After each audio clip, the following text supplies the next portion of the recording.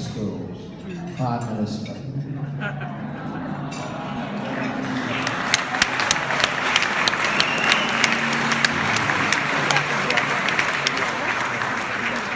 The Hon Julia Gillard.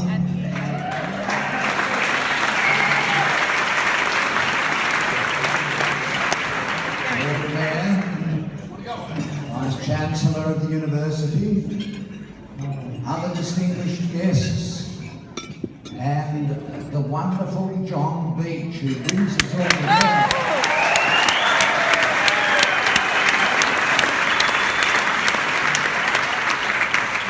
And the marvellous teachers in the Newcastle East Public School.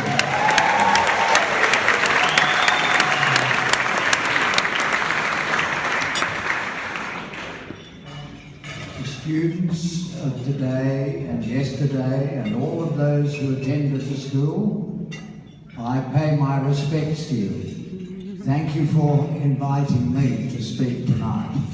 I speak from the floor because that's one of the other lessons you learn in public education. Nobody gets too big for their boots. And we learn the great lesson of egalitarianism, egalitarian democracy. I spent so many years as a judge, 34 years as a judge, sitting on a bench. Now I'm down here where I belong.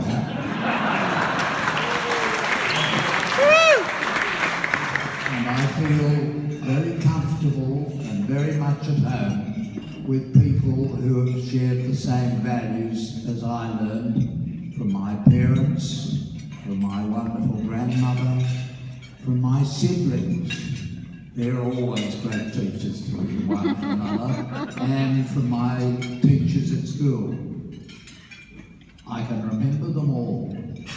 Miss Pontifex, my very first teacher, at the Strathfield North Infant School. Mrs. C, my second teacher. Mr. Casma, Mrs. Godwin. And then when I went to Summerhill OC class, Mr. Gorringe, Mr. Redmond, and then a Novocastrian, Warren Tennant. Warren Tennant. If anyone knows Warren Tennant, I must speak to you before we part tonight. Because Warren Tennant came from Merriweather, and he was a young teacher at that time. He wouldn't be very much more than about 85 or 90 maybe. Is he still alive? No. Well, that is sad. He has passed on, but he's left his mark. When he was teaching us, he had an accident. The year was 1950, and we were passed into the tender care of the principal of the school, Mr. Gibbons. Mr. Gibbons had some of those canes that they found stuffed down into the cellar of the Newcastle East Public School.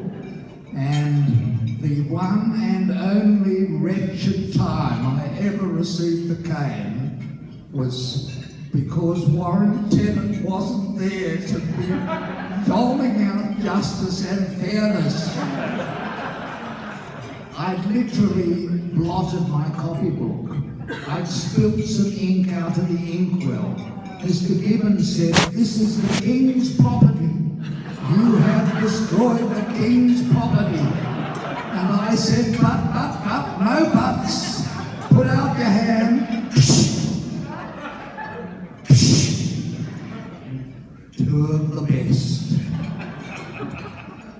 I was always a bit of a softie in a court of criminal appeal. Because I remember the injustice of what was done to me.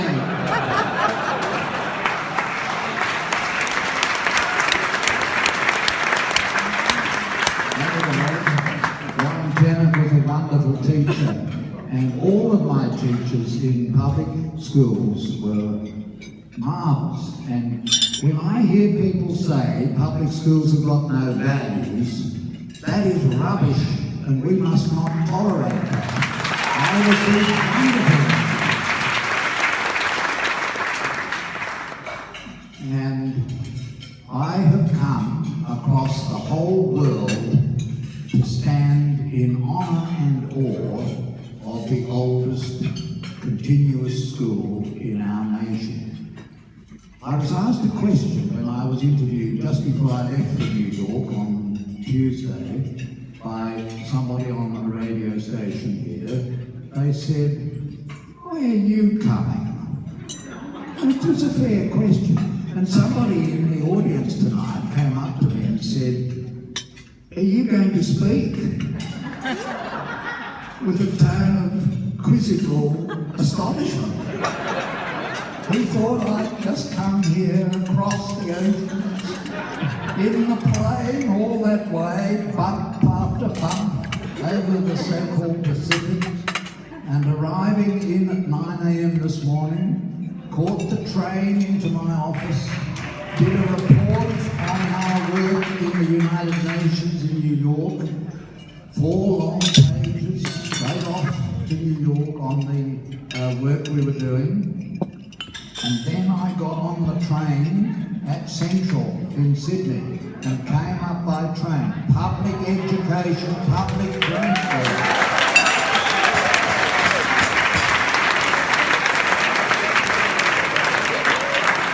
And what a wonderful journey. Why would you do it any other way? You sit in the train.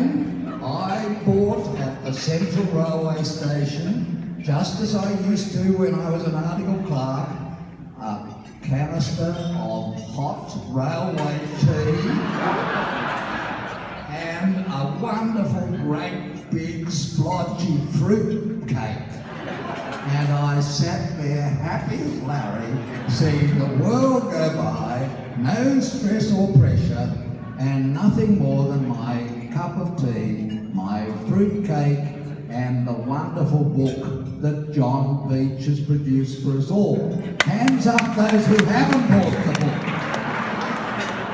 Disgrace. The cane for you. Well, it's a fantastic book. And it tells the story of so many amazing people. These are the stories of public education. We must tell these stories. Don't keep it to ourselves. We've got to tell the stories of people in public education. Ben Lexon is in there. And his story had to be told by John Beach because he was passed on. But his story is an amazing one. The son of a fettler. He'd been brought up in a tent. The first time he saw a real home was when he came to Newcastle and stayed with his grandparents. And then at first he was sent to a parochial school because he was a very, very restless boy. And they could make no sense of him. And then he was sent to the Newcastle East Public School. And he did a few truants. He missed his time at school, but he became himself and discovered himself. And they found the reason he was absent was he was down at the canoe pool. You know, it's very like the story of Utzon, of how Utzon was there with his father's hulls and got that concept. And what an amazing thing that was. You remember, those of you who are old enough, when Utzon's design was chosen, it had been rejected, actually rejected. And somebody flipping nonchalantly through the rejected designs, spied Utzon's design and said, "This is it." And the rest is history. Well, so it was with Ben Lexon. With encouragement to be himself at the school. He found himself and he found design of canoes. And from the design of canoes it went on to design of Australia too, that won the America's Cup. He found himself and he brought great credit on himself and on his country.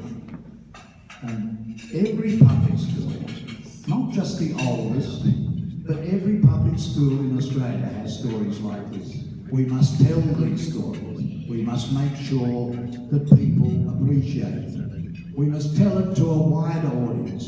Okay, we are nearly 400. They could have sold that 3 times over tonight, but there isn't a hall in Newcastle big enough for a sit-down dinner for that number.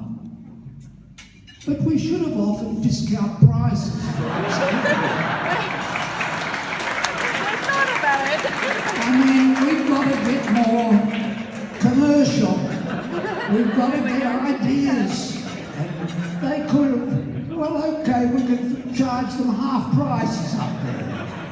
And I'm going to direct half of my talk tonight to the absent students who are up there. You would have been there with us. And where are the television cameras? I'm not vain in saying I want a television camera, but this is too big a story. 200 years, oldest school in our country, a sort of symbol of the country. It started as a public school, it then went into the possession of the Church of England, and then it came out with the Great Public Instruction Act of 1880, one of the most wonderful, inspiring thoughts that our country ever had, to give education across the whole continent to every child, free, secular, compulsory.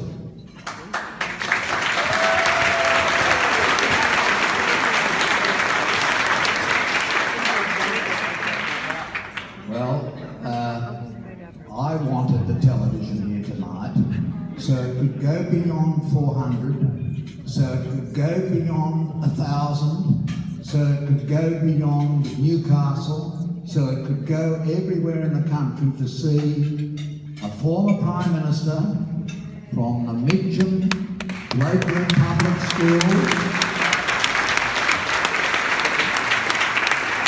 to the Albury High School in South Australia, in Adelaide, and me from the Strathfield North Public School. We also called it Strathfield North. I don't quite know why they did that to us. Newcastle East, Strathfield North.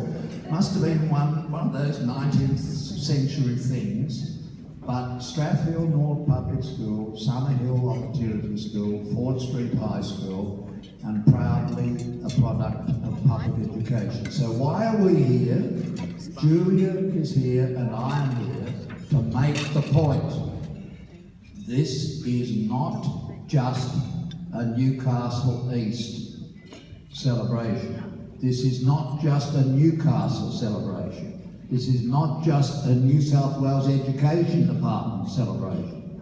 This is a national celebration. And so we have in the Honourable Julia Gillard someone who reached the top of the parliamentary system and the executive of the country, and I reached the top, or near the top, of the judiciary of the country, and we symbolise the 3 branches of government, and we are here to pay our respects to the spirits of the teachers, to the spirits of the 17 children whose little schools are now in the garden of the Newcastle East Public School, to remember and remind the children there today, and the teachers and the citizens, that it all began with these young children getting education, and that is a very important lesson, and we must never forget it. So,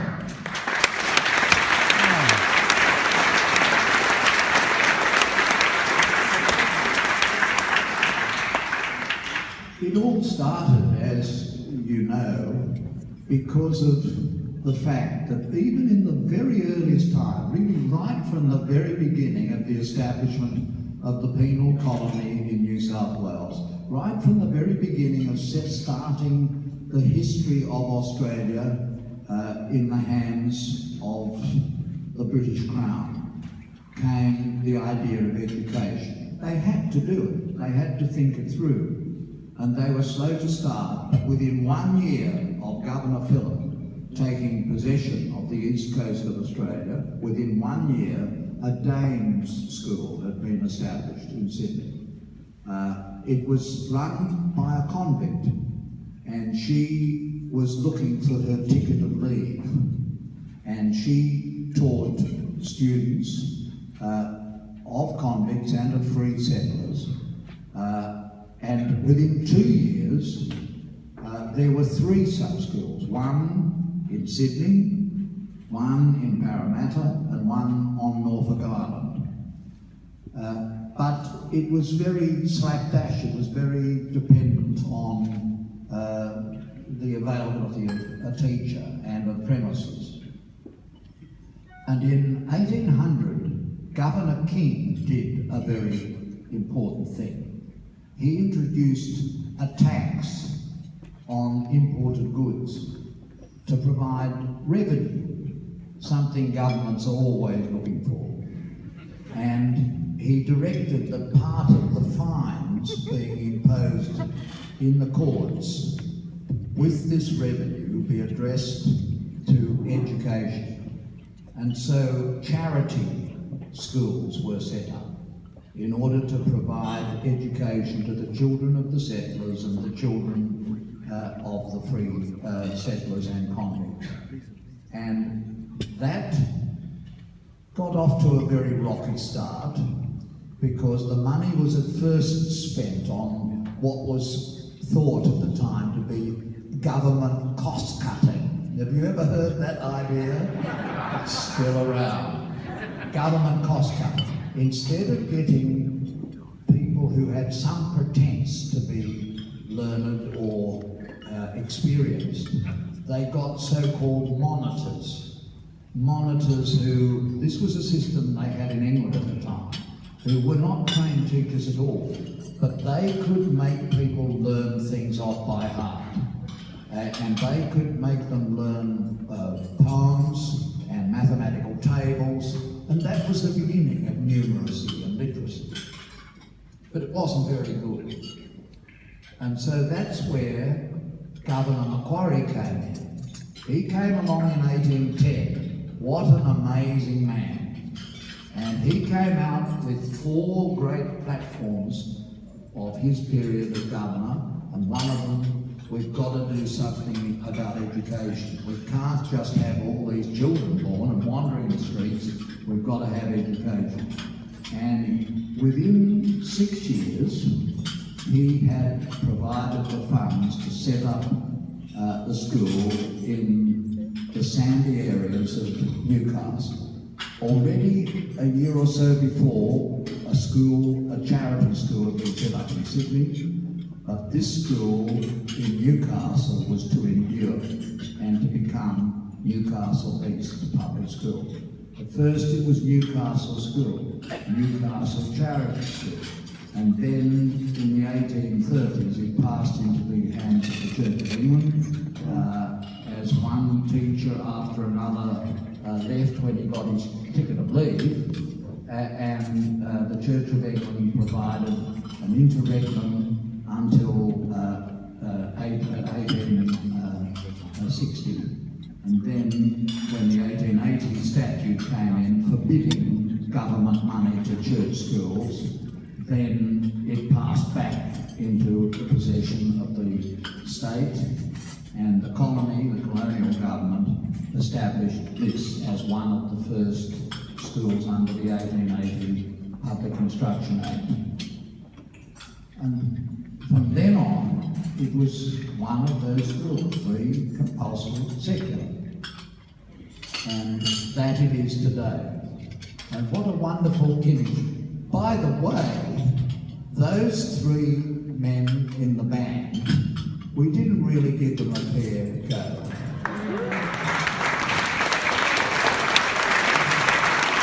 And it's not a reproach to you, because everybody's here and meeting maybe for the first time in years, and it's understandable.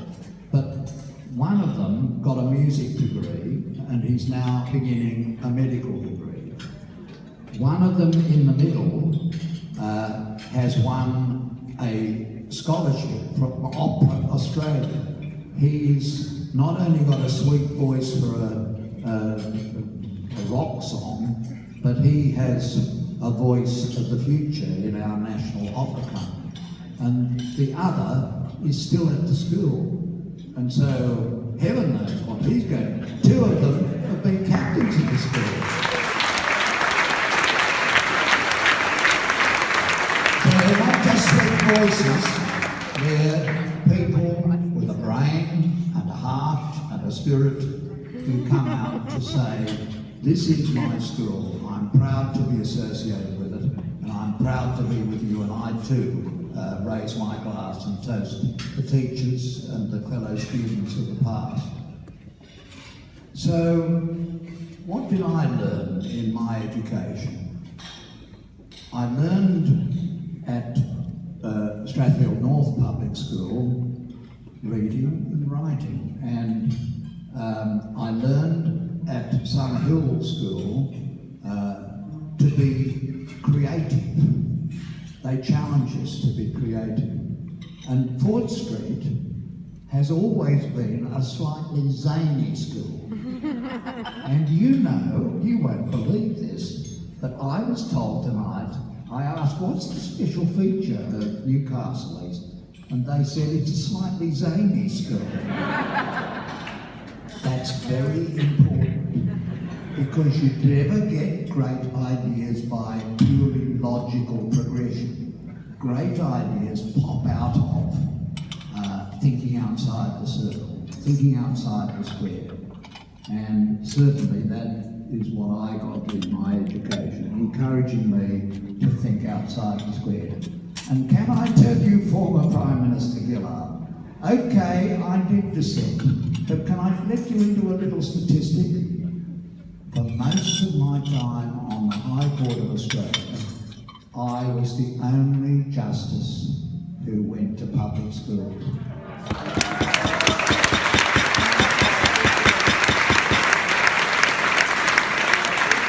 It may be coincidental, it may just be coincidental, maybe I'm just cussing and a little bit zany myself. But I think you get the Jesuits weren't always wrong. You get your values very early from your parents and from your schooling. And you've got your values pretty well formed.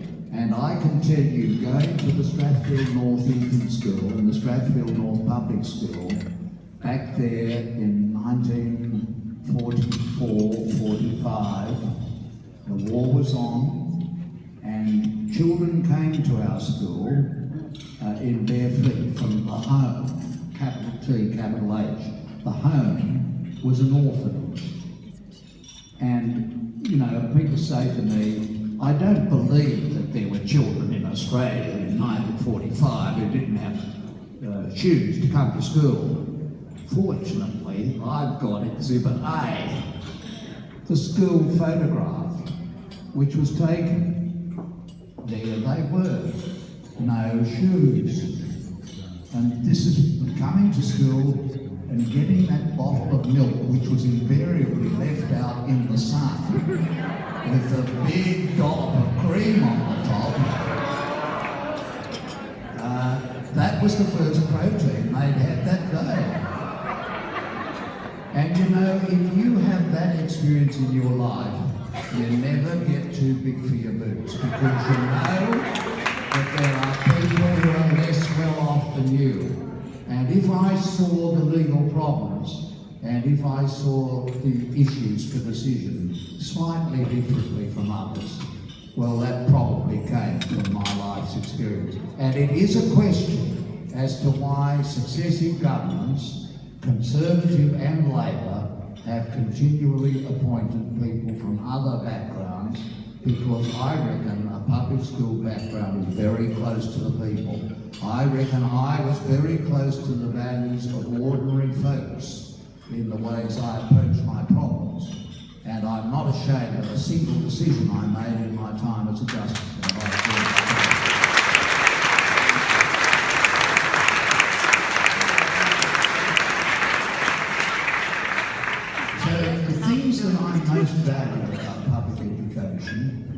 First of all, that it was secular. I'm not opposed to religion. As it is, I've clung to my religion. It sometimes has been a bit difficult for me as a gay man, because the Christian religion and the Jewish religion and the Islamic religion is not very friendly to gays, to speak an understatement. I was brought up as an Anglican.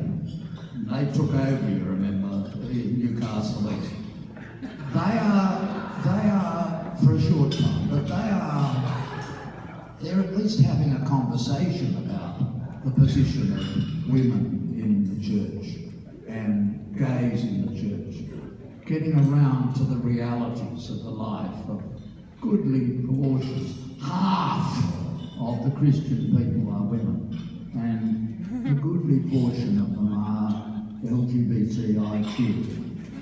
And so I've come on to my partner Jan says, I can't understand how such an intelligent man as you can have anything to do with them. They've always been horrible to women, they've always been horrible to people of colour, and they've been particularly horrible to gays. But I cling on to it, but I don't want it in the education space. For me, I was happy that I was at a school where there were some Catholics, there were some Jews, there were people of no religion. Shock horror back there in the 1950s. People who had no religion. And I think that it will not be a good step in our country in years to come when we look back on the things that have been done in the period from about 1990 on. And it's been done under Labor governments as well as coalition governments. This is not a partisan point, where we have encouraged the idea not only that most Catholics get educated separately, so that you don't really meet them in big numbers until you get to university, but that most Islamic people are now being educated separately. I think one of the good things of the United States of America, where they have that very strict rule of no state aid to religion, is that they all have to go through their primary education. 92% of Americans go to the public school. Anyway, that battle has been lost, ladies and gentlemen, and I'm not opposed to choice, and even if I were opposed, it wouldn't matter, because that battle has been lost. But for me, a public school with its principle of secularism is very important, that every child feels that this is my space. I was told by my secretary that she was driving to work and she saw on the fence of a school, a public school, a big banner about a religious group meeting in the school hall on certain nights.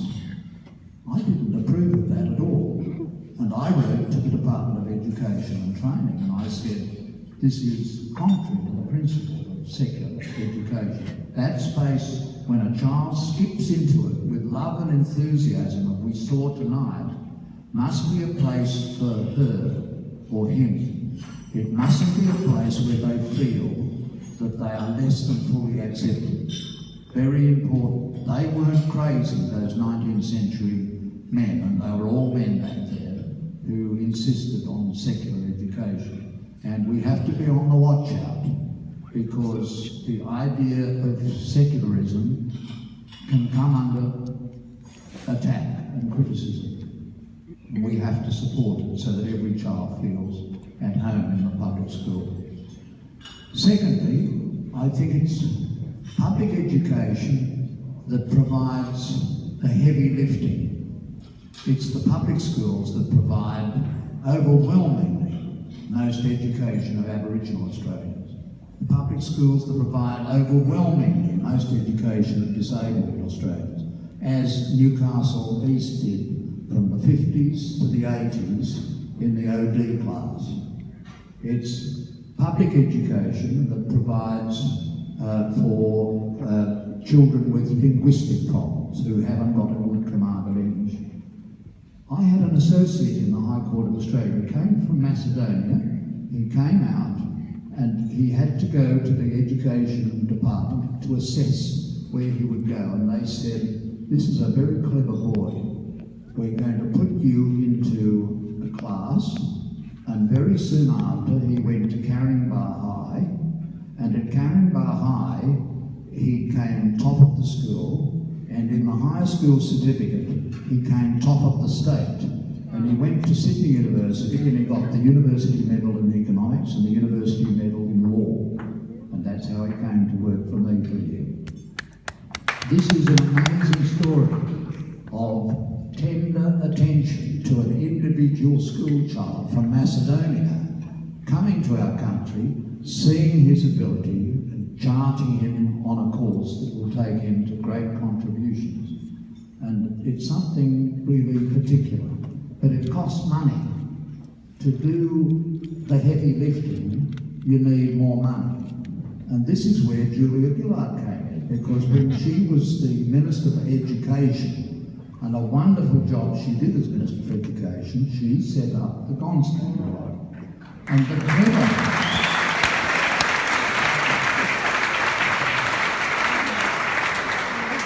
I've got to do a bit of fancy footwork here, because I really don't want to get into partisan political things. I believe judges and even ex-judges should stay out of that.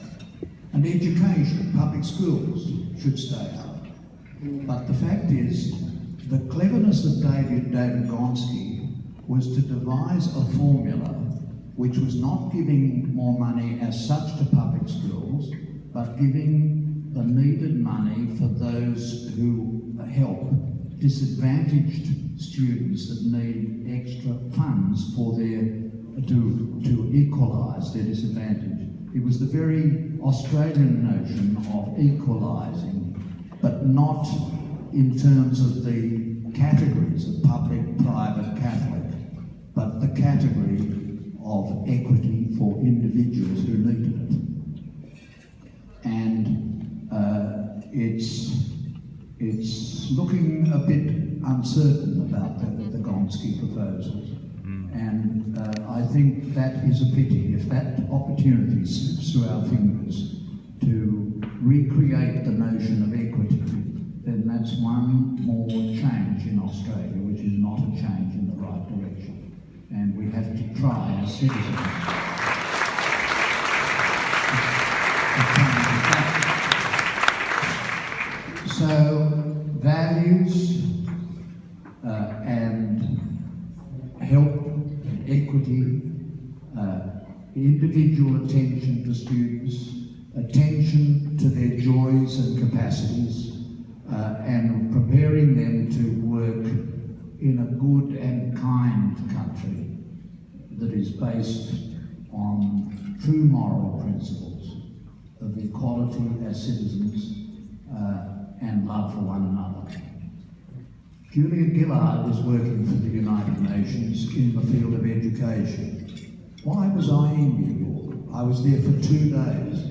Even for me, that was a bit weird to go over to New York and come back in 2 days, but I had to be here tonight. I just had to be here with you. Thank you. And meeting New York was not about education, but about the 3rd Sustainable Development Goal.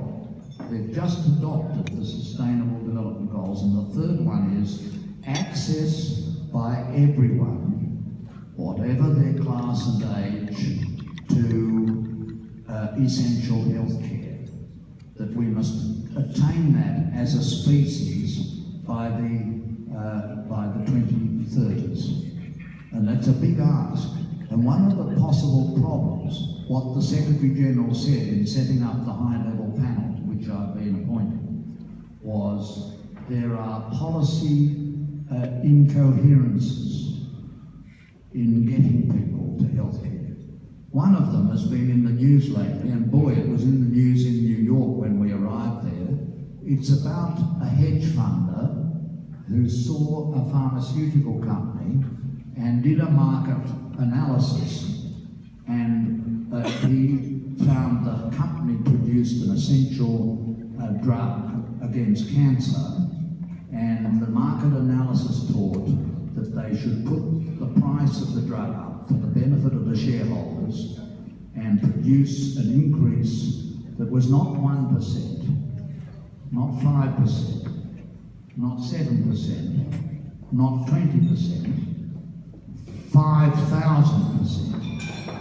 And people who were living with the drug but would die without it became unable in the United States of America to buy the drug, let alone what people in Malawi or Guatemala or Azerbaijan would do. And so that's why the Secretary General set up this high-level panel. There is a policy incoherence here, and it's important, if we're going to have any chance of getting Sustainable Development Goal 3, that we address this clash between patent law and fair returns for inventors, which are essential, and access to essential drug, which is a fundamental universal human rights. And do you know what? I think what former Prime Minister Gillard does in the world of education, and particularly for education of young girls in our world, and what I do in the field of human rights and healthcare, they grow directly and immediately out of our public education. They grow out of our values. They grow out of our sense of oneness with one another. They grow out of the fact that we don't think the market fixes everything up. The market doesn't fix everything up. The market didn't fix up HIV/AIDS. It had to be fixed up by generic manufacturers getting into it, creating the parallel drugs and bringing the price rapidly down so that people in India and in Afghanistan could afford to buy them and get them through the Global Fund. So that's what Julia and Michael are doing. And I think if they were still here, Miss Pontifex, Mrs. C, Mr. Casper, Mrs. Godwin, Mr. Gorringe, Mr. Redmond, Mr. Tennant, and even Mr. Gibbons, who gave me the cane, I think they would say, you are carrying on the values that we taught you. And I believe the young students who we saw in that film today from Newcastle East Public School will carry on the tradition for another 100 years and another 100 years after that. And we must give the teachers, the administrators, and everyone who supports them our full support as citizens, because this is one of our greatest achievements as a continental nation. Across our country, schools which are compulsory, secular, and which are public schools, free, secular, compulsory education. It's a mighty achievement of our country. Let's not let it go.